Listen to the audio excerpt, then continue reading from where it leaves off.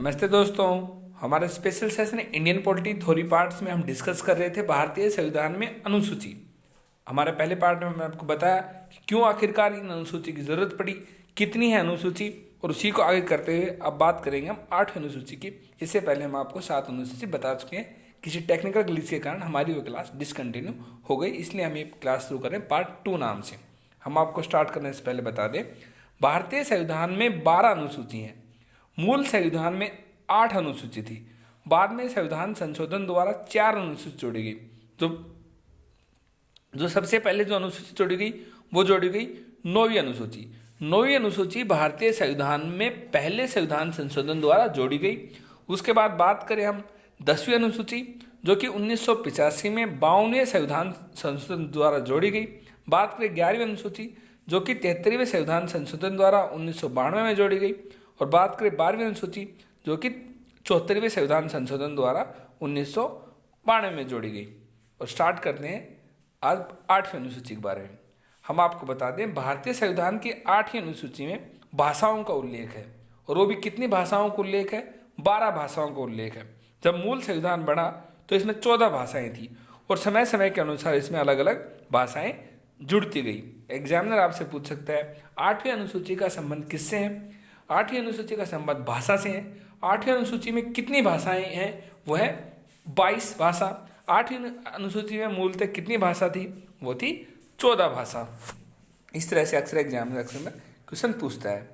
बात करें अगली अनुसूची की, तो वह है 9वीं अनुसूची। वह अनुसूची जो कि संविधान में प्रथम संविधान संशोधन द्वारा जोड़ी गई थी, वो थी 9वीं अनुसूची। बात करें 9वीं अनुसूची, जो कि प्रथम संविधान संशोधन अधिनियम 1951 के द्वारा जोड़ी गई थी। बात करें इसके अंतर्गत राज्य द्वारा संपत्ति के अधिग्रहण की विधियों का उल्लेख किया गया है। इस अनुसूची में सम्मिलित विषयों को न्यायालय में चुनौती नहीं दी जा सकती। हम आपको बता दें, केंद्र सरकार जिन जिन विषयों पर कानून बनाएगी और उन विषयों को अगर वो 9वीं अनुसूची में रख दे तो उनको सुप्रीम कोर्ट यानी न्यायालय में चुनौती नहीं दी जा सकती। ऐसा नहीं था 9वीं अनुसूची के बारे में।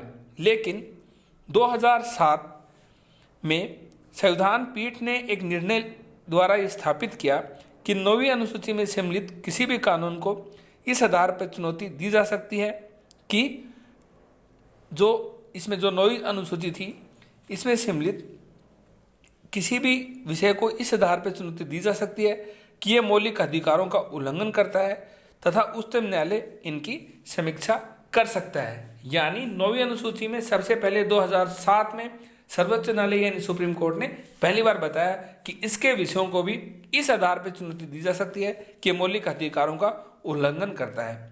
इस विषय पर उच्चतम न्यायालय इसकी समीक्षा कर सकता है।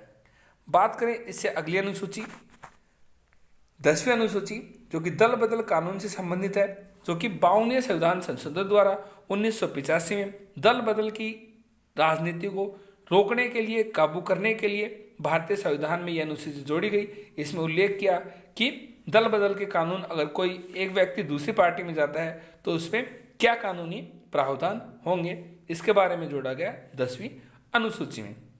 बात करें 11वीं अनुसूची की, तो 11वीं अनुसूची में है पंचायत से संबंधित, और ये 73वें संविधान संशोधन द्वारा 1993 में जोड़ी गई। इसमें पंचायती राज संस्थाओं करने के लिए 29 विषय भी प्रदान किए गए हैं। बात करें एग्जाम की, तो एग्जामिनर आपसे पूछेगा कि 11वीं अनुसूची का संबंध किससे है? पंचायती राज से। कब जोड़ी गई है? 73वें संविधान संशोधन द्वारा 1993 में जोड़ी गई। पंचायती राज के कितने विषय शामिल है इसमें? 29 विषय। यह आपको पता होना चाहिए क्योंकि एग्जाम पॉइंट से इंपॉर्टेंट है। बात करें अगली अनुसूची और भारतीय संविधान की अंतिम अनुसूची, वो है 12वीं अनुसूची, जो कि 74वें संविधान संशोधन द्वारा भारत के संविधान में जोड़ी गई। और इसमें शहरी क्षेत्र के स्थानीय स्वशासन संस्थाओं का कार्य करने के लिए 18 विषय प्रदान किए गए हैं। हमने आपको बताया भारतीय संविधान में 12 अनुसूची है, जिसमें 8 अनुसूची जब भारतीय संविधान मूल रूप से बना तब थी। उसके बाद 4 अनुसूची बाद में संविधान संशोधन द्वारा जोड़ी गई।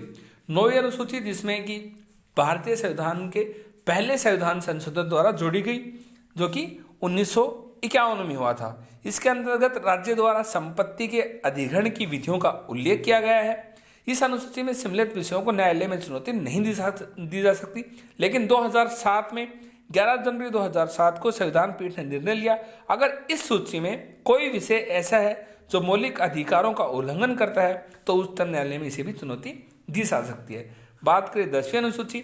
10वीं अनुसूची जोड़ी गई 52वें संविधान संशोधन द्वारा 1985 में जोड़ी गई और इसमें किए गए भारतीय राजनीति को में हो रहे दल बदल से संबंधित कानूनों के प्रावधान यानी इसमें किए गए और बताया गया कि क्या कानून प्रक्रिया हो सकती है जब एक व्यक्ति एक दल से दूसरे दल में MP MLA जाएंगे तो क्या हो सकता है। उसके बाद करें जोड़ी गई 11वीं अनुसूची जो कि 73वें संविधान संशोधन द्वारा 73वें संविधान संशोधन पास हुआ था 1992 में और सूची जोड़ी गई 1993 में और 24 अप्रैल 1993 को लागू भी हो गया और 24 अप्रैल को इसी दिन मनाया जाता है पंचायती राज दिवस। बात करें 12वीं अनुसूची की तो 12वीं अनुसूची जोड़ी गई 74वें संविधान संशोधन द्वारा और बात करें इसमें कितने विषय हैं, यह भी एग्जाम पॉइंट इस इंपॉर्टेंट एग्जामिनर पूछता है कि पंचायती राज में कितने विषय हैं, 29। और वहीं जो शहरी क्षेत्रीय स्थानीय स्वशासन नगर पालिका उसमें कितने विषय हैं, 18। जो 8वीं अनुसूची है उसमें कितनी भाषाएं हैं, 22। मूलतः संविधान में कितनी भाषा थी, जो 8वीं अनुसूची जो है उसमें जब संविधान बना तो कितनी भाषाएं थी, 14 भाषाएं थी। इसके अलावा 7वीं अनुसूची का संबंध किससे है, 7वीं अनुसूची में शक्तियों का बंटवारा किया गया है कि किस विषय पर राज्य कानून बनाएगा, किस विषय पर केंद्र कानून बनाएगा और किस विषय पर दोनों कानून बनाएंगे। वही हमने आपको बताया जब भारतीय संविधान बना तो उसमें 97 विषय थे, लेकिन आज उसमें 100 विषय हैं, 3 विषय जोड़ दिए गए। राज्य सूची में जब भारतीय संविधान बना तब 66 विषय थे, आज उसमें 61 विषय हैं। वही समवर्ती सूची में 47 थे, आज 52 है। समवर्ती सूची में आता है शिक्षा, आर्थिक नियोजन, समाचार पत्र आदि।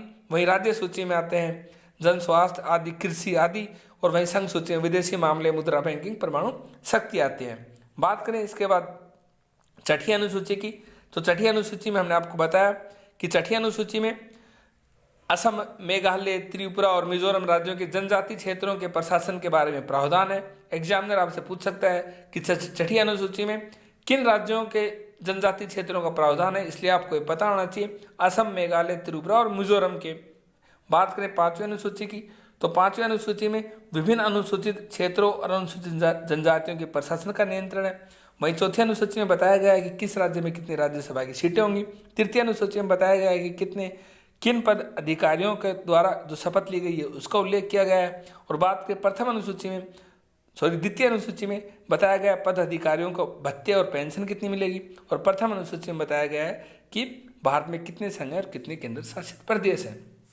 हम आपको फिर से बताते हैं, भारतीय संविधान में 12 अनुसूची हैं, यानी 12 शेड्यूल हैं, जिसे इंग्लिश में शेड्यूल कहते हैं। इसमें जब भारतीय संविधान बना तो इसमें 8 अनुसूची थी, बाद में 4 अनुसूची जोड़ी गई, जिसमें पहले संविधान संशोधन द्वारा 9वीं अनुसूची जोड़ी गई।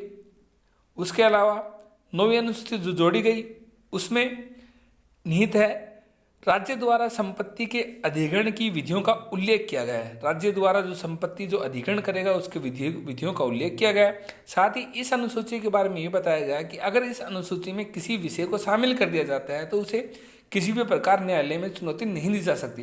लेकिन इसको पढ़ते हुए 11 जनवरी 2007 को संविधान पीठ ने निर्णय लिया, अगर इस सूची में शामिल कोई भी विषय है जो मौलिक अधिकारों का उल्लंघन करता है तो उसे उच्चतम न्यायालय में चुनौती दी जा सकती है।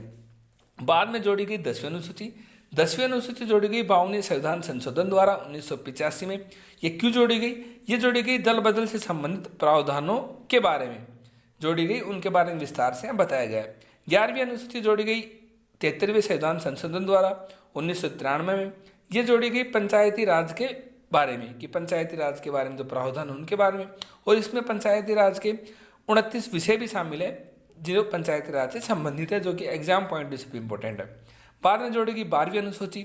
12वीं अनुसूची जोड़ी गई 74वें संविधान संशोधन द्वारा 1993 में, और इसमें नगर पालिका के 18 विषय शामिल हैं। जो अब बात करते हैं कॉमन क्वेश्चन जो एग्जाम में पूछता है। एग्जाम में पूछता है भारतीय संविधान में कितनी अनुसूची है? आपका आंसर होगा 12। भारतीय संविधान में मूलतः कितनी अनुसूची थी जब संविधान बना? आपका आंसर होगा 8। प्रथम संविधान संशोधन द्वारा कौन सी अनुसूची जोड़ी गई? आपका आंसर होगा 9वीं अनुसूची जोड़ी गई। दल बदल से संबंधित अनुसूची भारतीय संविधान की कौन सी है? वो है 10वीं अनुसूची है। वो किस संविधान संशोधन जोड़ी गई? वो 52वें संविधान संशोधन द्वारा 1985 में जोड़ी गई। भारतीय संविधान की 11वीं अनुसूची में पंचायती राज के बारे में और कितने विषयों का उल्लेख है? वो 29 विषयों का उल्लेख है। भारतीय संविधान में 12वीं अनुसूची में नगर पालिका के बारे में कितने विषयों का उल्लेख है? 18 विषयों का उल्लेख है। भारतीय संविधान के 8वीं अनुसूची में कितनी भाषाएं हैं? 22 भाषाएं हैं। मूलतः संविधान बना जब कितनी भाषा थी? 14 भाषा थी। भारतीय संविधान में शक्तियों का बंटवारा किस अनुसूची में है? वो 7वीं अनुसूची में, जिसमें राज्य, केंद्र और समवर्ती सूची अलग अलग बांटा गया है। भारतीय संविधान में असम, मेघालय, त्रिपुरा और मिजोरम राज्यों के जनजातीय क्षेत्रों के बारे में, प्रशासन के बारे में किस अनुसूची में प्रावधान है? वो 6ठी अनुसूची में प्रावधान है। भारतीय संविधान में विभिन्न अनुसूचित क्षेत्रों और अनुसूचित जनजातियों के प्रशासन और नियंत्रण के बारे में कहा है विभिन्न। यह राज्य नहीं है 5वीं अनुसूची में, वह राज्य हैं 6ठी अनुसूची में। असम, मेघालय और त्रिपुरा और मिजोरम वो है 5वीं में। किस राज्य, किस संघ में कितनी राज्यसभा सीटें होंगी? वो किस में निहित है? वो 4थी अनुसूची में निहित है। वहीं विभिन्न पदाधिकारियों को शपथ का उल्लेख किस में है? 3री में है। कितनी पेंशन भत्ते मिलेंगे उनको?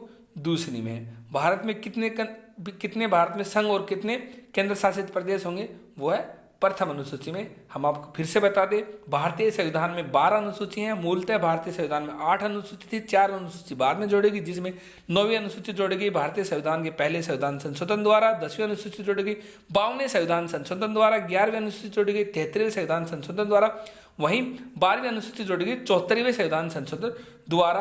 बात करें प्रथम अनुसूची की, प्रथम अनुसूची में बताया गया है कि भारत में कितने राज्य होंगे? भारत में अब 28 राज्य हैं, 8 केंद्र शासित प्रदेश हैं। भारत में पहले 29 राज्य थे, लेकिन 2019 में जब जम्मू कश्मीर केंद्र शासित प्रदेश बन गया तो जम्मू कश्मीर 2 भागों में विभाजित हो गया, एक लद्दाख और एक जम्मू कश्मीर। अब भारत में 28 राज्य हैं, 8 केंद्र शासित प्रदेश है। भारत में पहले 7 केंद्र शासित प्रदेश थे, लेकिन हाल ही में दमन, दीव और दादरा नगर हवेली को एक बना दिया गया, तो 6 हुए और उसके बाद 2 नए केंद्र शासित प्रदेश बन गए, लद्दाख और जम्मू कश्मीर, तो वो 8 हो गई। भारतीय संविधान की दूसरी अनुसूची में विभिन्न भत्ते और पेंशन का प्रावधान है विभिन्न पदाधिकारियों में, जैसे राष्ट्रपति, उपराष्ट्रपति, प्रधानमंत्री आदि। तृतीय अनुसूची में उनके शपथ का उल्लेख है। चौथी अनुसूची में बताया गया है कि किस राज्य में कितनी राज्यसभा की सीटें होंगी। 5वीं अनुसूची में बताया गया है कि विभिन्न अनुसूचित क्षेत्रों, अनुसूचित जनजातियों के प्रशासन को नियंत्रण कैसे किया जाएगा। 6ठी अनुसूची में बताया है कि असम, मेघालय, त्रिपुरा और मिजोरम राज्यों के जनजातीय क्षेत्रों के प्रशासन के बारे में। ये आप फिर से बताता हूं आपको पता होना चाहिए। असम, मेघालय, त्रिपुरा और मिजोरम। 7वीं अनुसूची में बताया गया है कि किन विषयों पर राज्य कानून बनाएगा, किन विषयों पर संघ बनाएगा और किस पे समवर्ती बनाएंगे, यानी दोनों बनाएंगे। और दोनों कानून बना देंगे तो किसका कानून सर्वोपरि होगा? वो होगा केंद्र का। और जो विषय इनसे अलग रह गए उन पे कानून कौन बना सकता है? सिर्फ केंद्र कानून बना सकते हैं। इन विषयों के बारे में जब आपको प्रीवियस ईयर क्वेश्चन कराएंगे तो हम आपको बताएंगे, अक्सर एग्जाम इनसे भी क्वेश्चन आते हैं। बात करें 8वीं अनुसूची की, तो 8वीं अनुसूची में निहित है भारत के संविधान में निहित 12 भाषाएं, मूलतः 14 भाषाएं थी, लेकिन अब 12 भाषाएं, मूलतः 14 भाषा थी, लेकिन अब 22 भाषाएं हैं। और वहीं फिर 9वीं अनुसूची तो संविधान संशोधन अधिनियम, पहले संविधान संशोधन अधिनियम से जोड़ी गई, और 10वीं 52वें, 11वीं 73वें और 12वीं 74वें। इस तरह हमारे आज के सेशन में इतना ही। जुड़े रहें हमारे साथ। हमें ही लगता है आप हमारे साथ जुड़े रहेंगे तो आपका 1 डे एग्जाम में कोई भी क्वेश्चन रहेगा। कैसा लगा हमारा सेशन लिखे कमेंट बॉक्स आपके लिए ओपन है। और हमारे चैनल को लाइक करें, ज़्यादा से ज़्यादा शेयर करें और बताइए हम कैसे हमारी और चीज़ों को आपको समझा सकते हैं। Thank you.